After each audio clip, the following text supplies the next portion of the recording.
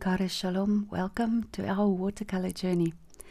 Today we're painting this misty landscape and we are using a different kind of paint today, a very vibrant paint. So let's have a look. We are talking about the Mijello Mission Gold watercolors.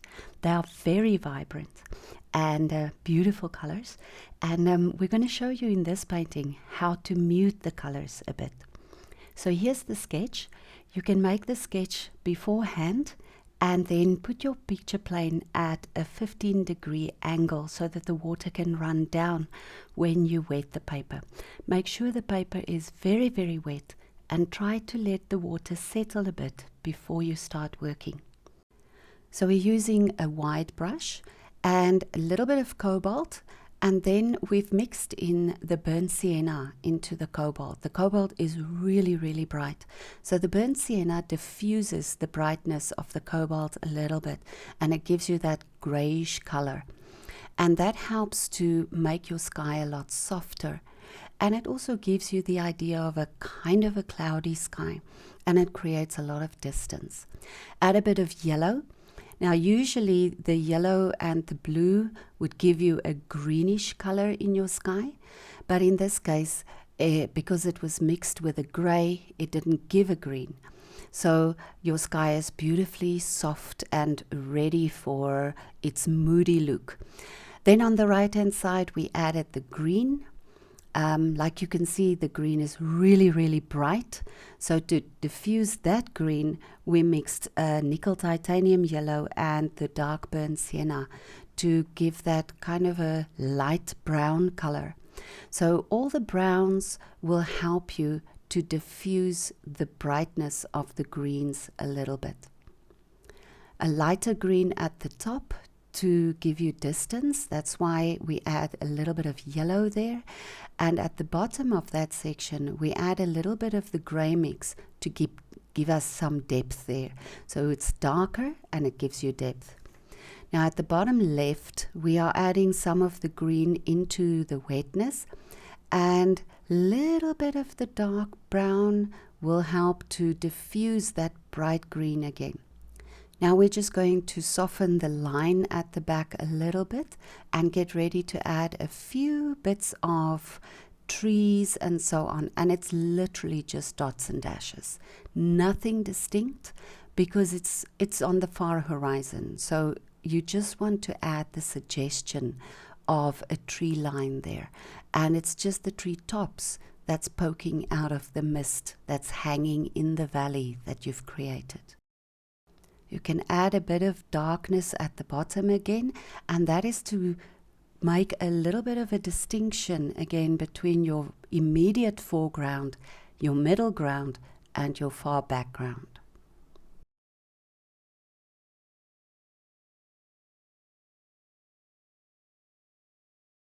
You can mop up the excess paint at the bottom with a thirsty brush. So dab your brush on a paper towel and then lift the paint out at the bottom.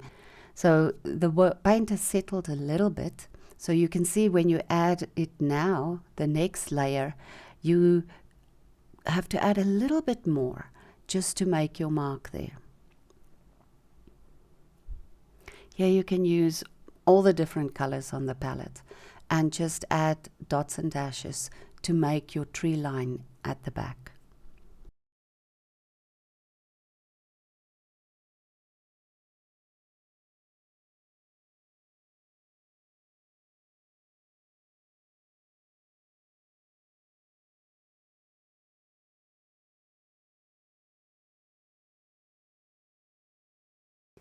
So the paint has settled and dried at the back a little bit, at the top in the sky.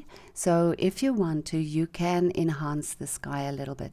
So Heinrich is re-wetting it here a little bit, and he's adding some of the gray just to enhance the right-hand side of the painting. And then you can let the painting dry and make sure that it's thoroughly dry before you put on your next layer. So now the tree line at the top right is going to be a little bit more distinct. You can see that because the paper was so wet, the paints really flowed into each other, they diffused completely, and now we are going to add our next layer of the tree line. Now you might think, what was the point of doing the first layer if you are going to do this layer now? But if you look at it carefully, you will see that the first layer is still popping through. It's still shining through the layer that you are putting up now. And also the first layer has a softness to it. And now you are adding a layer onto that dry one, onto the base that you've put there.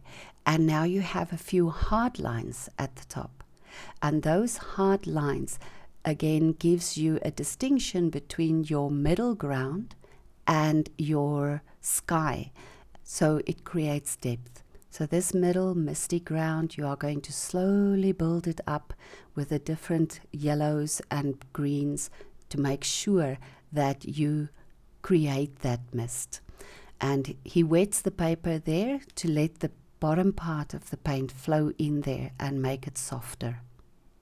On the right hand side, a few more dabs of the burnt sienna. You don't want distinct bushes or anything like that here. Remember, it's going to just be poking out of the mist. So little touches, very, very short dabs of paint. And of course, you are more than welcome to use larger brushes. The only thing is that larger brushes hold a lot more water, and it can cause blooms if you are not careful with them. So with a smaller brush, you have more control at the end because it uses less water. Wherever you put your dots and dashes of paint, imagine that it's just the tops of the trees poking out of the mist. Then it might help you not to want to create actual trees there. This interesting white-green color that we are using there is a mixture of the nickel titanium yellow and cobalt blue. And it is so wonderful to see that with basically one or two colors, you can create so many different greens. And the different greens is what you need here. You don't want a uniform green color because then your painting will look very, very flat. You want to have different greens and different browns and yellows and blues to give you a little bit more dimension in your painting. The areas that are closer to the viewer will obviously be more distinct, more detailed, and the areas that are further away from the viewer would then be more fuzzy. And that's why we use the lighter green at the top, and then we have the bright green with a little bit of the Dyke Brown, just to help us to bring that difference in the terrain, so that your terrain does not look flat or everything at one plane.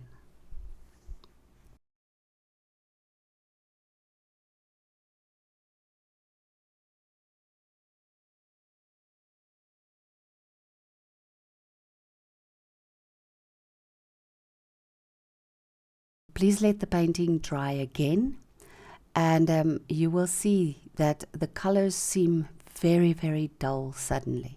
But that's okay. You're going to enhance them in a little while. So for the tree, we are using the burnt sienna, and that is for the base layer of the tree. Now again, you can use a large brush or a small brush, and then on the shadow side of the tree, you are going to dip in some of the Dyke Brown. Just dip it in. You can drag it down a little bit, but do not use too many brush strokes. Watercolor can flow, so dab it in, guide it with your brush, but don't fall into the trap of wanting to overwork your paper.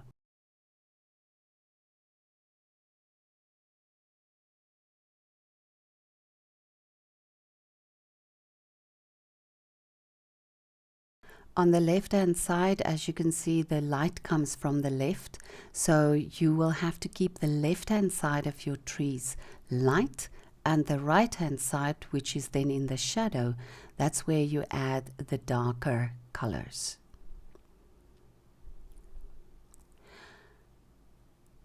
Now, some of this looks black, but it's actually the mixture between the cobalt and the burnt sienna that gives you that dark gray color. The brush that Heinrich is using here is a Rosemary, and it is a very interesting little brush. It has an extended point, so the belly is quite fat. Well, it's a small brush, but it's fatter than the others. And then it has a longer point. So it holds a lot of water in the belly, which means that you can use that point to your advantage without having to reload the brush every time. And it's ideal for making branches and little sticks and a little bit of detail in your trees. Once the water or the paint runs out of the brush, then it gives you a lovely dry brush effect that you can use to make your tree look a little bit fuller.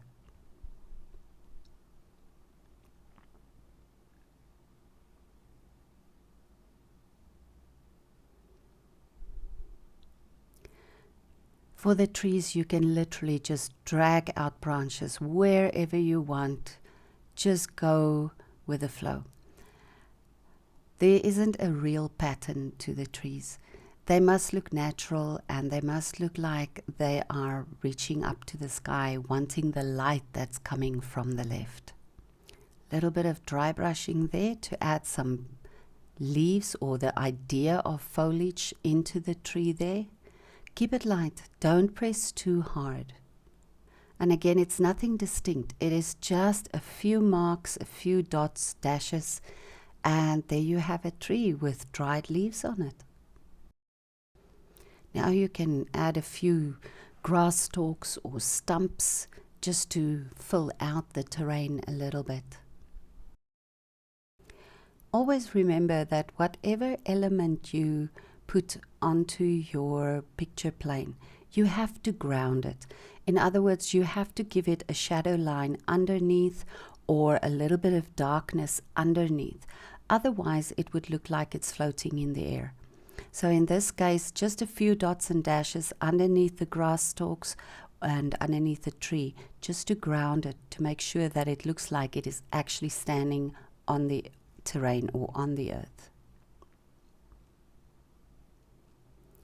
Now that is a wild green mixture going on there, and it's a little bit of brown, a little bit of blue, and a little bit of the bamboo, water added, Dyke Brown added, so it becomes a very dark mixture of everything that's in the palette.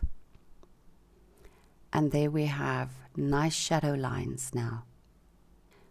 Add a little bit of shadow to the right and the front of the tree again, because your light is coming from the left and the back.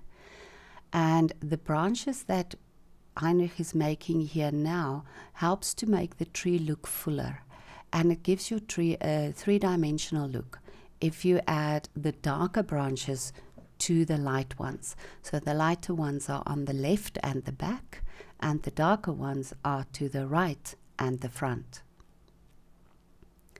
Now we're building up the terrain again. You do stand the chance of overworking the paper, so be very careful. Just dab in some colors and make sure that you can still see the texture of your paper. If you can still see the texture, then you are kind of safe when it comes to the worry of overworking. The moment that the texture of the paper seems flat and you can't see the little bumps in it anymore, then you know you're in trouble, you've overworked the paper. So how do you decide when to stop? That is the question I think every artist asks. You have to stand back from your painting a little bit, and if there's really something that bothers you, you continue. But do that every now and again. Stand away from it, have a look at what you've got, what you can add that won't disturb the painting, and make sure that it's something that would enhance the painting. You can keep building out the tree like we've done here, but it's not always necessary. Again, stand back from what you have done and have a look at whether you want to enhance anything. Shadows are always a good thing because they will help you to give dimension to your elements in your painting.